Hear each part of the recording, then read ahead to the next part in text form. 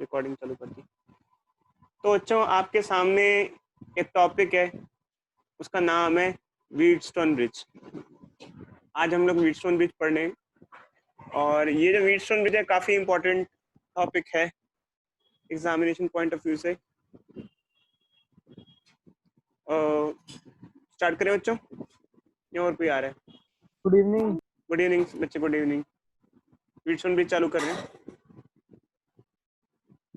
तो आज हम पढ़ेंगे बच्चों व्हीटस्टोन ब्रिज। और व्हीटस्टोन ब्रिज क्या होता है बच्चों, हम आपको बताते हैं।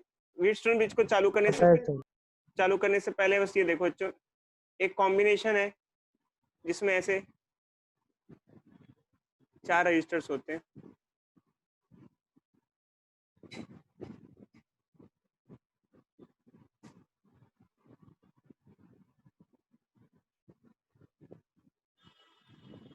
इस कॉम्बिनेशन वाले सर्किट को हम व्हीटस्टोन ब्रिज बुलाते हैं। 4 रजिस्टर्स हो, R1, R2, R3, R4। This circuit is known as Wheatstone bridge. समझे बच्चों? कोई डाउट?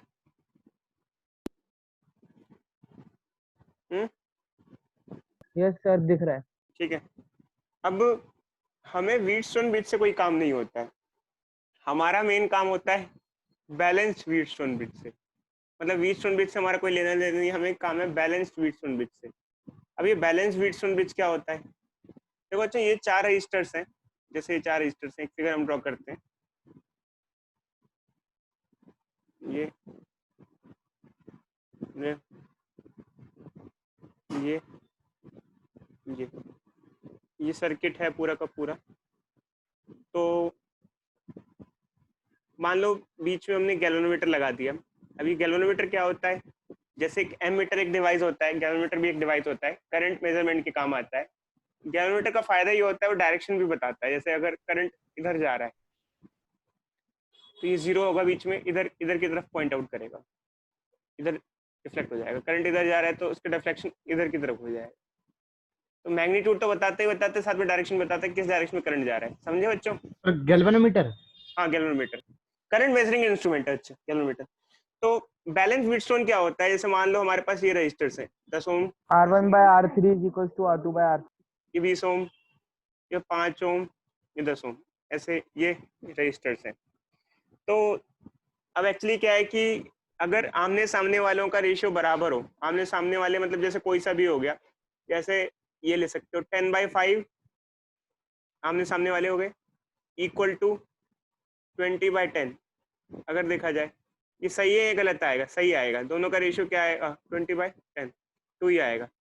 अगर दोनों का रेशियो सेम आ रहा है आमने सामने वालों का, तो ऐसे कंडीशन को बैलेंस कहते हैं। इसमें जरूरी नहीं है यही रेशियो लो, मतलब जैसे जरूरी नहीं ये लो, क्या क्या ले सकते हो इधर देखो अच्छे।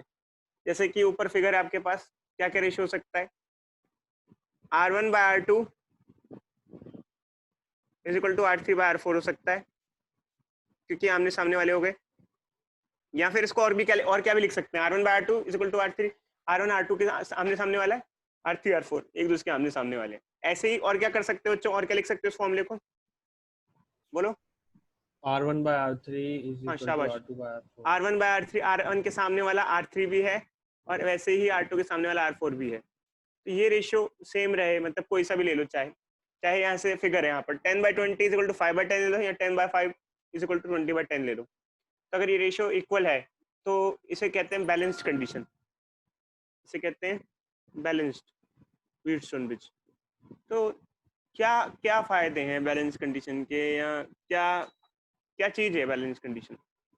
जी में कोई जी वाला जो वायर है उसके अक्रॉस कोई करंट फ्लो नहीं नहीं करता। तो बच्चे बैलेंस कंडीशन में एक फायदा होता है, जैसे ये बीच में गैल्वेनोमीटर लगा है, इसमें आमतौर पे अगर ये बैलेंस ना हो तो इसमें यहाँ से करंट पास होता है।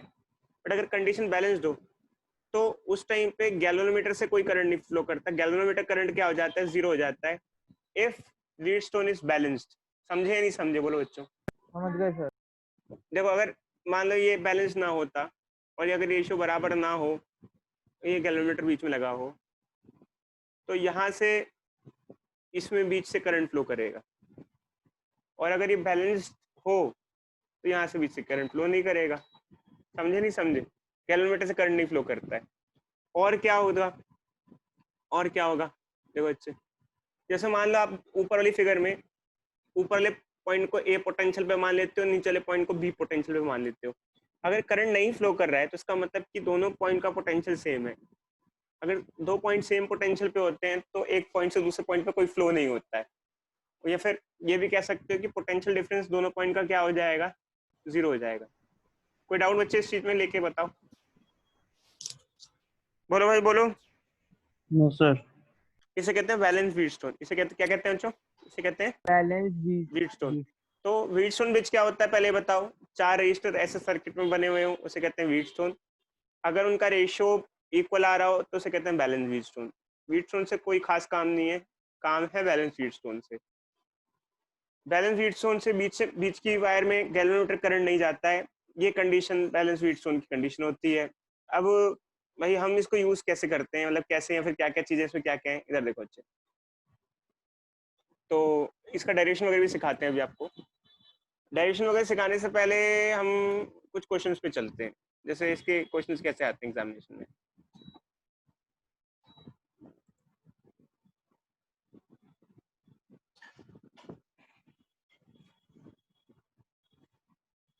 जो मैं पढ़ाऊं बच्चों उसको अच्छे से पढ़ लो यार, क्योंकि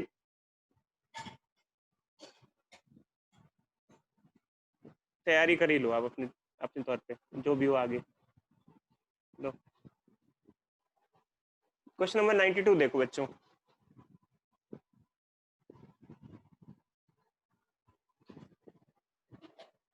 कर पाओगे? सर कर लेंगे। करो।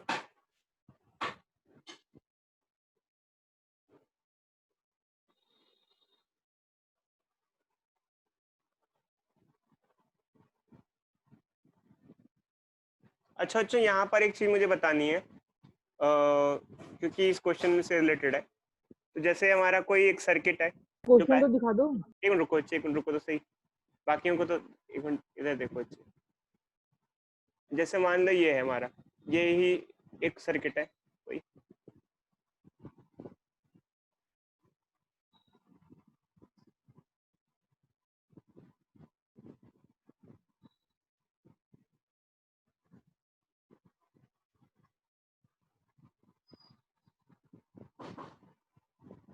ये हो गया।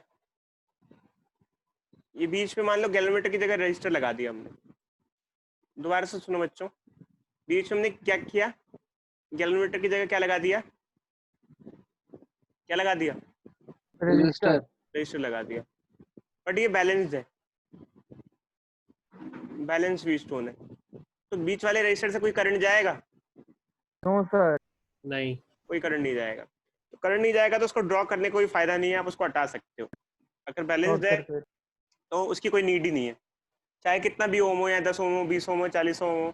अगर ये बैलेंस्ड है, यहाँ पे कुछ भी लगाओ, कोई भी रजिस्टर लगाओ, वो किसी काम का नहीं है, उसकी कोई इंपॉर्टेंस ही नहीं है, क्योंकि उससे कोई करंट ही नहीं जा रहा। कोई डाउट बच्चे समझे इस चीज को?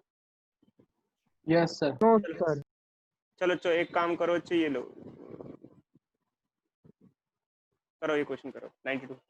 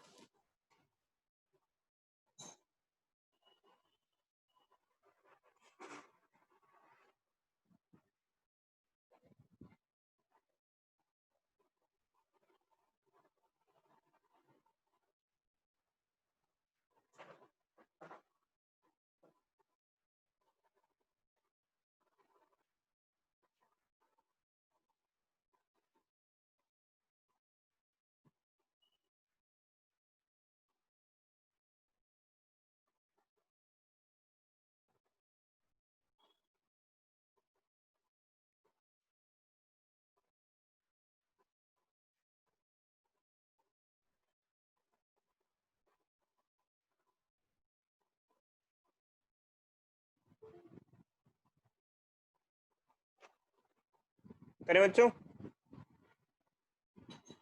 करें भाई करें।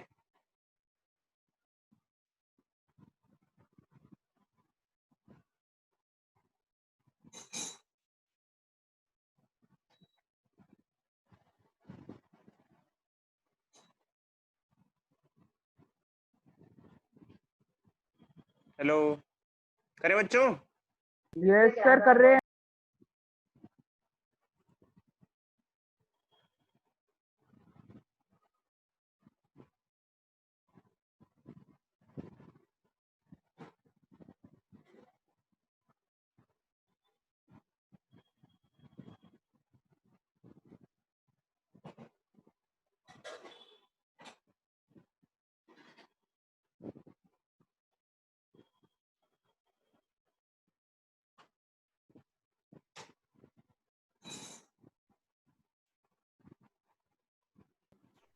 आंसर कैसे है? चलो बच्चे मैं करके देखूंगा तभी आ पाएगा।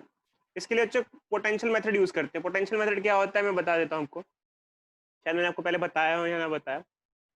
ये 3 रजिस्टर है ऐसे। सर हाँ बोलो बच्चे। 7/12 एम्पियर। हाँ बच्चे एक मिनट देखते हैं, रुक जाओ। रुको बच्चे रुको, बताओ इनका इक्विवेलेंट रेजिस्टेंस कितना होगा।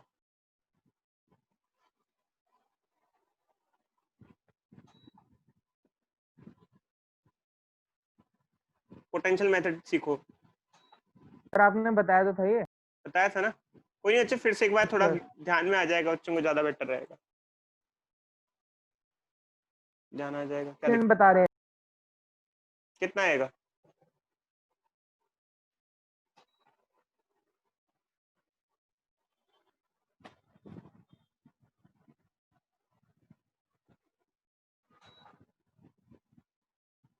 तीनों पैरेलल है। शाबाश बच्चे।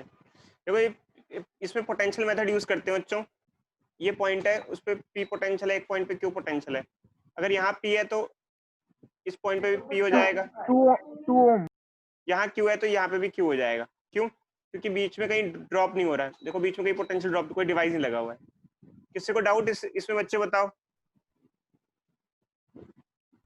No sir. देखो भाई, यहाँ पॉइंट क्यू है, यहाँ क्यू है, तो एक्चुअली क्या है कि इसमें रास्ते में कुछ भी एलिमेंट नहीं लगा, तो इस पॉइंट पे भी क्यू पोटेंशियल ही होगा। अगर कोई एलिमेंट हो जाता है बीच में तो पोटेंशियल चेंज हो जाता है। या ठीक जैसे यहाँ पर पी है, तो यहाँ पर भी इस पॉइंट पे पी पोटेंशियल होगा। अब 2 पॉइंट पोटेंशियल पॉइंट अलग अलग ले लो, पी और क्यू, और उसके बीच में लगा दो। 6, पहला 6 ओम किस में लगा हुआ है? पी और क्यू में लगा हुआ है।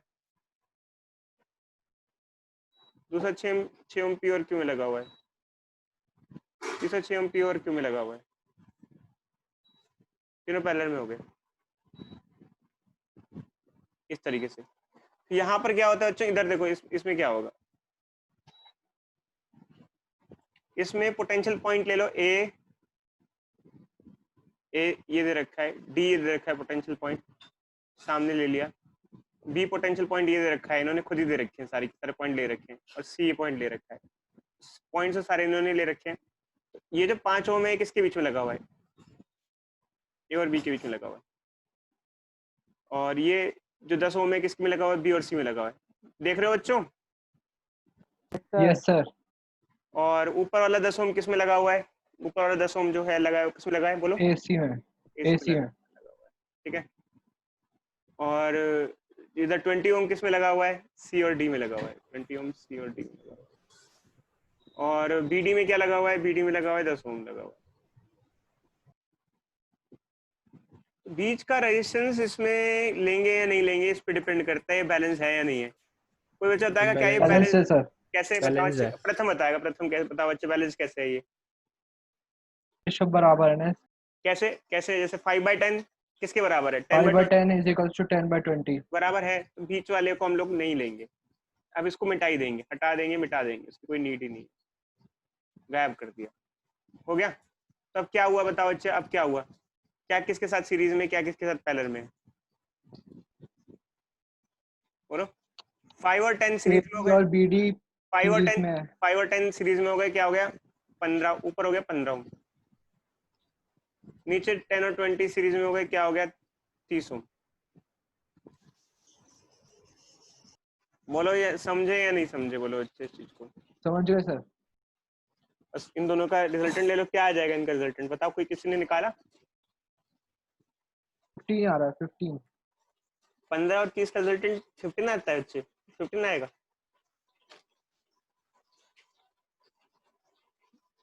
10 ओम सर आएगा ये ना? 330 कैसे आया एक बार बताना सर। तो 10 आएगा, 10। 15 10 कैसे आना चाहिए। 10 आएगा। 15 ऐसे आया बच्चे, ऊपर कितना रेजिस्टेंस है बताओ, ऊपर वाली ब्रांच में शिवांश, ऊपर वाली 5 और 10। यार ये ओवरऑल ब्रांच में कितना हो गया, ये ब्रांच हो गई, ये दोनों ब्रांच एक दूसरे के पैरेलल हो गई। अब ओके ऊपर वाली ब्रांच में टोटल 15 हो गया सर। 10 और 15 5 और 10 सीरीज में हो गया, तो 10 और 5 सीरीज में क्या होता है 15। नीचे वाली ब्रांच में 10 और 20 हो गया सीरीज में। अब बीच का तो हट गया ना, अब तो 5 और 10 सीरीज में ऊपर, और नीचे 10 और 20 सीरीज में ना। Okay sir. समझ गए? सर हमारा फायदा क्या हुआ सर हमारा वो पढ़ने का, वो क्या कहते हैं उसे, ब्रिमस्टोन ब्रिज का? किसका किसका व्हीटस्टोन? अरे बच्चों तो अभी हम ऐसे ही जस्ट सीख रहे हैं, मतलब थोड़ा बस ऊपर बस सीखो अभी, वो बताएंगे। व्हीटस्टोन ब्रिज के बेसिस पे एक डिवाइस बना हुआ है जो है मीटर ब्रिज, वहां हम यूज करते हैं हम लोग व्हीटस्टोन ब्रिज की एप्लीकेशन। ये तो ऐसे ही जस्ट क्वेश्चन है। व्हीटस्टोन ब्रिज का फायदा नहीं पड़ा अभी तक शिवांश हमने, समझे? हेलो, यस सर समझ गया। समझ गए ना? तो 15 और 30 अगर पहले में लगे हो तो नेट आएगा, नेट रेजिस्टेंस आएगा कितना आएगा? 10 ओम आ जाएगा। और करंट 10 क्या ओम होगा? आएगा सर। करंट क्या होगा? V लगा देंगे। यू आर इक्विवेलेंट 0.5 सर 1/2 हाँ 0.5 0.5 एम्पियर। समझ गए ना अच्छे? अब हम आते हैं कि व्हीटस्टोन ब्रिज पढ़ क्यों रहे हैं भाई, सबसे मेन मुद्दा कि ये तो कुछ नहीं था, ये तो क्वेश्चन इक्विवेलेंट सॉल्व करने के काम आता है। बताते हैं अच्छे बताते हैं। एक्चुअली क्या है, व्हीटस्टोन ब्रिज का काम ये नहीं है जो हमने पढ़ा अभी। व्हीटस्टोन ब्रिज का काम एक्चुअली एक एप्लीकेशन है व्हीटस्टोन ब्रिज। व्हीटस्टोन ब्रिज के बेसिस पे एक डिवाइस बना होता है जो होता है मीटर ब्रिज, वो मेनली काम का होता है और वो हमारे हेल्प आता है, वो हम पढ़ेंगे मेनली। तो वो हमारे मेन यूजेस है। व्हीटस्टोन ब्रिज जस्ट एक कॉन्सेप्ट है।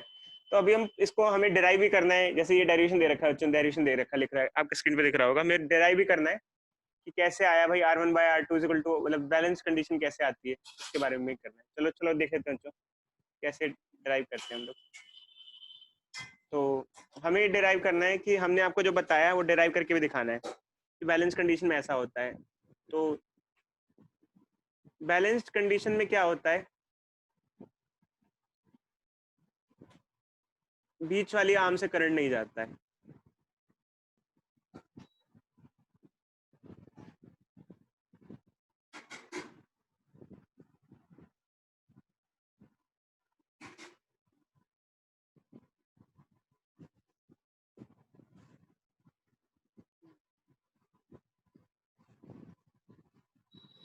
ये रजिस्टर्स हैं बच्चों हमारे, दिख रहे हैं? तो ले लेते हैं, नाम दे देते हैं R1 R2 R3 R4। Battery नहीं दिखा रहा हूँ बच्चों फिलहाल इसमें, मैं नीचे सुन रहे हो, बैटरी नहीं दिखा रहा हूँ फिलहाल इसमें। Okay sir. तो ये 4 रजिस्टर्स हैं और हम कह रहे हैं हमने मान लिया बैलेंस्ड है। अगर बैलेंस्ड है तो गैल्वेनोमीटर से कोई करंट नहीं जाएगा, करंट थ्रू गैल्वेनोमीटर मतलब जिसको हम IG कह रहे हैं वो 0 हो जाएगा। अच्छा एक चीज का ध्यान रखना बच्चों, आमतौर पे गैल्वेनोमीटर का खुद का रेजिस्टेंस भी होता है। मैं फिर से रिपीट कर रहा हूँ बच्चों, गैल्वेनोमीटर एक डिवाइस है जिसका खुद का रेजिस्टेंस भी होता है। खैर आगे बढ़ते हैं बच्चों, अब हमें प्रूफ करना है। हमने मान लिया बैलेंस है, अगर बैलेंस है तो प्रूफ करो कि R1 by R2 equal to R3 by R4 हो, मतलब रेशियो बराबर हो। तो हम इसके लिए पॉइंट्स ले लेते हैं, ABCD पॉइंट ले लेते हैं। अब यहाँ लूप रूल लगाते हैं। सबसे पहले लूप मतलब मान लो बच्चों ABDA, लूप लगाओगे तो करंट की डायरेक्शन पता होनी चाहिए। मान लो पीछे से करंट आ रहा है, पीछे से करंट आ रहा है, करंट बढ़ गया I1 I2 में, ऊपर करंट गया I1 और नीचे करंट गया I2। AD आर्म में I2 जा रहा है, AB आर्म में I1 जा रहा है। अच्छा BC आर्म में क्या करंट होगा बच्चों? AB आर्म में अगर I1 है तो BC आर्म में कितना करंट होगा? कोई बच्चा है, कोई बच्चा बताएगा? अरे भाई कोई बोलेगा? हेलो। क्या sir? If current in AB arm is I1, what will be current in BC arm? BC arm में कितना करंट होगा? I1 होगा। क्यों बच्चे बताओ, क्यों क्यों होगा? या इसमें भी सीरीज में I1 सेम रहता है आई ना, जितना 0 होता था ना सर, सीरीज में सेम होता इसमें सेम रहेगा क्योंकि इसका कोई करंट सीरीज में सेम रहता नहीं नहीं बच्चे, क्योंकि इसका करंट डिवाइड नहीं हो रहा ना सर। डिवाइड नहीं हो रहा, गैलोमीटर से करंट नहीं जा रहा, हमने मेंशन किया हुआ है, देखो है सर। वो भी कैसे? ये हमने पहले ही बता दिया आपको, ठीक है। अगर गैलोमीटर से करंट जा रहा होता तो ए बी और बी सी का करंट सेम नहीं होता, अनइक्वल होता। ये बात समझे? है। Yes sir. क्योंकि हो सकता है ए बी का कुछ हिस्सा गैलोमीटर के थ्रू चला जाता, बट यहाँ तो जाने का रास्ता ही नहीं है, जितना ए बी से आया उतना बी सी में चला गया। ठीक यहाँ पर भी ऐसा ही है, जितना ए डी से आया उतना डी सी से चला गया, ये भी I2 हो गया हमारा, ठीक है। अब लूप रूल लगाएंगे बच्चों, तो लूप हमने ए बी डी ए ले लिया, तो हम लोग लूप में ए से बी चलेंगे, ए से बी क्या लेंगे, प्लस आई आर लूं या माइनस आई आर लूं? तो बच्चा बताएगा। Sir minus I R, -IR। बताओ शिवांश, माइनस के साथ जा रहा है ना, करंट के डायरेक्शन मुश्किल के साथ चलते जा रहा है। हाँ सर। मुश्किलों के साथ चल रहे हैं, मुश्किलों के अपोजिट नहीं चल रहे, ठीक है।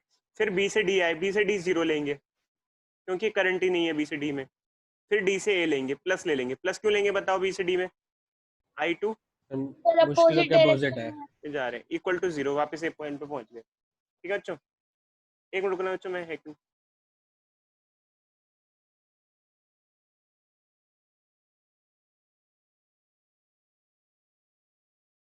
हाँ हुआ बच्चों। चलो अब क्या लूप, इसको ना एक काम करो, उठा के इधर पटक देते हैं, इसको उठा के इधर पटक देते हैं। क्या हो जाएगा? I1 R1 is equal to क्या हो जाएगा? I2 R3 हो जाएगा। कोई डाउट किसी को? बोलो भाई। ओ सर, ये आ गया हमारा। तो सर अब हमारा आएगा loop B C D, B C D B. अब हमें लूप लेना है, loop B C D B. इसमें भी लूप लगाते हैं हम लोग। लगाओ भाई। सबसे पहले हम चले बी से सी, क्या लेंगे? प्लस आई आर या प्लस या माइनस लेंगे? बी से सी जाने माइनस लेंगे, माइनस I1 R2। और सी से डी जाने में क्या लेंगे? प्लस लेंगे माइनस लेंगे? Plus plus I2 R4 equal to 0। अब इसको उधर पटक देंगे, उधर उठा के क्या हो जाएगा? I1 R2 equal to I2 R4। कोई डाउट बच्चों? हो गया दोनों आगे? तो इक्वेशन आ Yes, गई। sir. दोनों को अच्छे डिवाइड कर दो, दोनों को डिवाइड कर दो, दोनों को डिवाइड कर दो। I1 R1 equal to I2 R3, I1 R2 equal to I2 R4।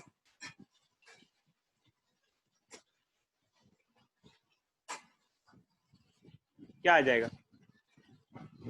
R1 by R2 equal to R3 by R4। कोई डाउट बच्चों? बोलो हेलो। No sir no. कोई डाउट तो नो नहीं? सर। हो गया ना, समझ में आ गया? यस। चलो बच्चों, ये हो गया प्रूफ हमारा कि बैलेंस व्हीटस्टोन की कंडीशन ये होती है।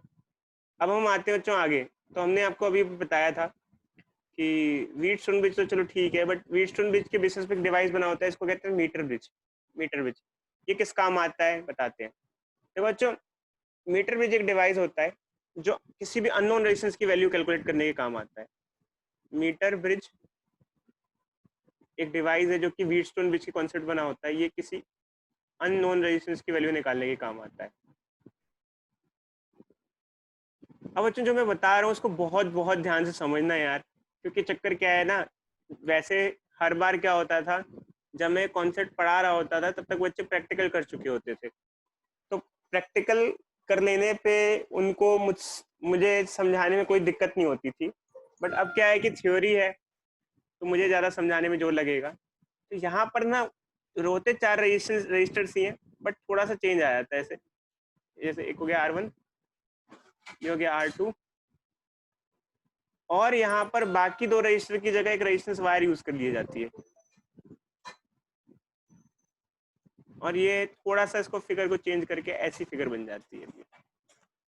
और ये यहाँ पर 2 रजिस्टर की जगह हम रेजिस्टेंस वायर यूज कर लेते हैं। रेजिस्टेंस सर 1 मीटर वाली। हाँ अच्छी बताते हैं। अब ये जो वायर है ये 1 मीटर की होती है क्योंकि इसका नाम मीटर ब्रिज है। मीटर ब्रिज इसका नाम इसलिए पड़ा है क्योंकि ये वायर 1 मीटर मतलब 100 सेंटीमीटर लंबी वायर होती है। अब हम आपको बताते हैं, देखो अच्छे एक्चुअली क्या होता है, ये मेन एक्सपेरिमेंटल है। यहाँ पर एक फुट्टा भी लगा होता है मीटर का, 1 मीटर का फुट्टा लगा होता है साथ में साइड में, ठीक है। वो तो मैं हटा रहा हूँ, अभी ड्रॉ नहीं कर रहा, हटा देता हूँ, कंफ्यूजिंग हो जाएगा। तो इसमें क्या होता है बच्चों, ये जो एरो सा दिख रहा है गैलोमीटर से ये आ रहा है, मैं इसको रेड कलर में दिखाता हूँ अभी आपको। इसको जॉकी कहते हैं। हाँ, रेड कलर में दिखा रहा हूँ। इसको जॉकी कहते हैं, जॉकी। जॉकी अंडरवेयर बनियान वाला जॉकी नहीं बच्चे, जॉकी वो नॉर्मली जॉकी इसका नाम होता है, जॉकी, ठीक है। इसको जॉकी कहते हैं। इसको हम लोग इस वायर पे आगे पीछे स्लाइड कर सकते हैं, आगे पीछे स्लाइड कर सकते हैं। अभी स्लाइड क्यों करते हैं वायर पे बताता हूँ बच्चों, उसका कारण ये। आपके पास ये वाला मीटर ब्रिज है? मेरे पास घर पे कहाँ होगा बच्चे मीटर ब्रिज। हेलो, ठीक है सर। बड़ा होता है यार, प्रैक्टिकली बहुत बड़ा होता है। इसकी वीडियो में भेज दूंगा आप लोगों को, शेयर कर दूंगा ताकि आप एक्सपेरिमेंट देख लेना। अभी आपका स्कूल तो खुलने नहीं वाला, जो एक्सपेरिमेंट आप लोग कर लो तो समझ में आ जाए ज्यादा। तो चक्कर क्या होता है बच्चों, जैसे मान लो R1 या R2 में से एक आपको नोन है, एक अननोन है। चलो लेट अस टेक कि आपको R1 अननोन है और R2 नोन है। दिख रहा है बच्चों, समझ में आ रहा है ऊपर वाला? R1 yes sir. नहीं पता, नहीं मालूम, नहीं पता, ठीक है। R2 पता है। अब आपने क्या किया, आपको एक्सपेरिमेंट, बैटरी वैटरी भी लगी है, बैटरी वैटरी नहीं दिखाई मैंने, मतलब बहुत बहुत कम सेटअप दिखाए हैं। बैटरी वैटरी भी लगी होती है, आगे से बैटरियां वैटरियां भी लगी होती हैं। ऐसा नहीं है कि कहाँ से करंट आएगा, बिना बैटरी के करंट नहीं आएगा। वो तो जैसे ऊपर का पार्ट दिखा दिया, 4 रजिस्टर वाला पार्ट दिखा दिया, देखो ये वाला, सिर्फ ये फिगर वाला पार्ट दिखाया, बैटरी वैटरी नहीं दिखाई इसमें, ठीक है। अच्छा समझ रहे इस चीज को, कल को ये मत कंसिडर कर लेना सिर्फ इतना सही होता है। सिर्फ 4 रजिस्टर नहीं होते हैं, 4 रजिस्टर के अलावा बैटरी भी होती है, साइड से यहाँ से कनेक्शन जा रहे होते हैं बैटरी के, बैटरी का कनेक्शन लगा होगा, ठीक है। अब बात आई कि जैसे मान लो R2 R1 नहीं पता और R2 पता है, तो R1 की वैल्यू मालूम कैसे की जाए। तो R1 की वैल्यू मालूम करने के लिए ऊपर जो 2 रेजिस्टेंस हैं और जो नीचे 2 रेजिस्टेंस हैं उनके रेशियो बराबर कर दो, बैलेंस कर दो इसको, या बैलेंसिंग करो, बैलेंस्ड कर दो, ठीक है बच्चों। अब बैलेंस कैसे किया जाएगा बच्चों, इधर देखो, R1/R2, इधर देखो बच्चों, R1/R2 इज इक्वल टू क्या होना चाहिए, नीचे वाले रेजिस्टेंस का रेशियो बराबर होना चाहिए। अब क्या होता है, जैसे इधर सुन रहे हो बच्चों, मेरी आवाज आ रही है? हेलो, यस सर, आ रही है। आपको ना जॉकी को आगे पीछे मूव कराना होता है। इस जॉकी को इधर उधर राइट लेफ्ट स्लाइड कराओ, और ऐसे स्लाइड कराओ जब तक गैल्वेनोमीटर में करंट 0 ना आ जाए, तब तक स्लाइड करते करते ढूंढते रहो। जिस पॉइंट पे, जैसे जहां पर जिस पी पॉइंट पे गैल्वेनोमीटर करंट 0 आ जाता है, उसका नाम होता है, उसे बैलेंसिंग पॉइंट, नल पॉइंट कहते हैं उसे। एक मिनट,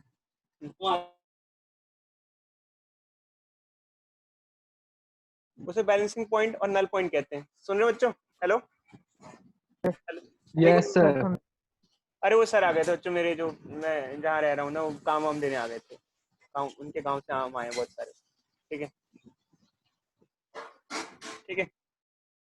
बैलेंसिंग पॉइंट कहते हैं और नल पॉइंट कहते हैं। सुन रहे हो बच्चों? Hello hello hello. Yes sir, सुन रहे हैं। देखो बच्चे, एक्चुअली क्या होता है कि आपको जॉकी को राइट लेफ्ट मूव कराना है और एक ऐसे पॉइंट पे लेके आना है जहां पर करंट गैल्वेनोमीटर का 0 आए। वो जो पॉइंट है, जिस पॉइंट पे करंट 0 आता है गैल्वेनोमीटर का, उस पॉइंट को हम लोग बैलेंसिंग पॉइंट या नल पॉइंट कहते हैं। और जो लेंथ हमें मिलती है उसको हम बैलेंसिंग लेंथ कहते हैं। जैसे कौन सी लेंथ है, ये बैलेंसिंग लेंथ दिखा देते हैं, इसको भी हम ड्रॉ करते हैं, इसको रेड से दिखा। ये जो लेंथ है बच्चों L, अब ये कौन सी लेंथ हो गई, बैलेंसिंग लेंथ हो गई। समझ रहे हो बच्चों? बोलो भाई बोलो। Yes sir. Balancing length. अब ये सब चीजें जो हैं बच्चों, ये सब एक्सपेरिमेंट से ज्यादा मालूम होती हैं। आपको टीचर क्या करेगा, वो सेटअप दिखाएगा और सब ऑन वन करके दिखाएगा, और जॉकी को आगे पीछे मूव करा के दिखाएगा कि भाई ये देखो यहाँ पर डिफ्लेक्शन आ रहा है, और मूव कराओ, और इधर उधर मूव कराओ, राइट या लेफ्ट मूव कराओ। जहाँ भी आपको राइट लेफ्ट मूव करा के हिट एंड ट्रायल से 0 करंट मिले, वो बैलेंसिंग पॉइंट हो गया। जिस लाइन पे करंट जिस लेंथ पे करंट ना मिले उस लेंथ को बैलेंसिंग लेंथ बोल दिया। अच्छा, अगर देखा जाए तो अच्छा हमने ये रेजिस्टेंस वायर है हमारी, ये जो व्हाइट कलर में रेजिस्टेंस वायर दिखाई हुई है मैंने, ये रेजिस्टेंस वायर है। मैं इसको नाम दे देता हूँ, तो इसको नाम दे देते हैं हम ए बी वायर, ए से बी है, बी ए से बी है रेजिस्टेंस वायर। तो अगर ए से पी पॉइंट दिख रहा है बच्चों आप लोगों को, पी पॉइंट जॉकी के ऊपर, ठीक जॉकी के ऊपर पी पॉइंट है। Yes sir. ए से पी पॉइंट एल हुआ तो बी और पी से बी क्या हो जाएगा, ये हो जाएगा 100 माइनस एल, ये हो जाएगा। तो ये एक तरीके से दो रजिस्टर हो गए, एक जॉकी के लेफ्ट साइड एक रजिस्टर हो गया और एक जॉकी के राइट साइड एक रजिस्टर हो गया, दो रजिस्टर्स हैं। समझे नहीं समझे? तो अब कई बार बच्चे कहते हैं सर यहाँ तो 4 रजिस्टर तो दिख ही नहीं रहे हैं, 2 ही दिख रहे हैं ऊपर लगे हुए हैं। नहीं, 2 ऊपर है और 2 नीचे है। रेजिस्टेंस वायर तो एक ही है, फिर 2 रेजिस्टेंस कैसे हुए? जॉकी से लेफ्ट साइड एक रेजिस्टेंस हुआ और जॉकी से राइट साइड एक रेजिस्टेंस हुआ। ठीक उसी तरीके से जैसे ऊपर की फिगर में रेजिस्टेंस है, एक रेजिस्टेंस वायर के बीच के कनेक्शन होने की वजह से वो एक रेजिस्टेंस वायर एक रजिस्टर की तरह ट्रीट नहीं की जाएगी, 2 अलग अलग रजिस्टर की तरह ट्रीट की जाएगी। एक रेजिस्टेंस जो ए से पी तक है और एक रेजिस्टेंस जो पी से बी तक है। कोई डाउट बच्चों? बोलो इसमें, बोलो। इस एक्सपेरिमेंट में R1 और R2 की वैल्यू निकालनी होती है? नहीं बच्चे, इसमें क्या होता है, आपको R1 और R2 में से एक की वैल्यू मालूम होती है कि जैसे मैंने क्या लिखा है ऊपर देखो, R1 की वैल्यू नहीं मालूम है और R2 की वैल्यू मालूम है। ठीक है, समझे बच्चे? ओके। और आपको क्या करना है, जॉकी लगाना है और बैलेंसिंग लेंथ निकालनी है। अब बैलेंसिंग लेंथ निकाल ली, अब जैसे बैलेंस कंडीशन हो गई, मतलब बैलेंस कंडीशन हो गई, तो रेजिस्टेंस का रेशियो बराबर होना चाहिए, मतलब R1/R2। और नीचे रेजिस्टेंस वायर का रेजिस्टेंस क्या होगा? रेजिस्टेंस वायर का रेजिस्टेंस होगा रो एल बाय ए, ऊपर वाली इस साइड वाली, और नीचे वाली रेजिस्टेंस वायर का रेजिस्टेंस क्या होगा? रो 100 माइनस एल बाय ए से ए कट जाएगा, रो से रो कट जाएगा, क्या आ जाएगा? एल बाय 100 माइनस एल हो जाएगा। तो यहाँ क्या आ जाएगा बच्चों, अगर देखो तो रेशियो क्या हो जाएगा, R1/R2 is equal to L by, समझे बच्चों ये कैसे कट गया? क्योंकि वायर तो एक ही है ना ये, तो रेजिस्टेंस वायर का रेजिस्टेंस कितना होता है, वही किसी भी वायर का रेजिस्टेंस कितना होता है, रो एल बाय ए होता है। यहाँ रेजिस्टेंस नहीं है तो हमने रेजिस्टेंस को रो एल बाय ए लिख दिया वायर का। समझे नहीं समझे? समझ गए सर। अरे भाई आपको पता है ना, आमने सामने वाले का रेशियो बराबर होता है, तो आमने सामने वाला हमने R1/R2 ले लिया और इधर वाले दो वायरों का रेजिस्टेंस ले लिया, एक वायर जिसकी लेंथ एल है और एक वायर जिसकी लेंथ 100 माइनस एल है, तो ये आ गया।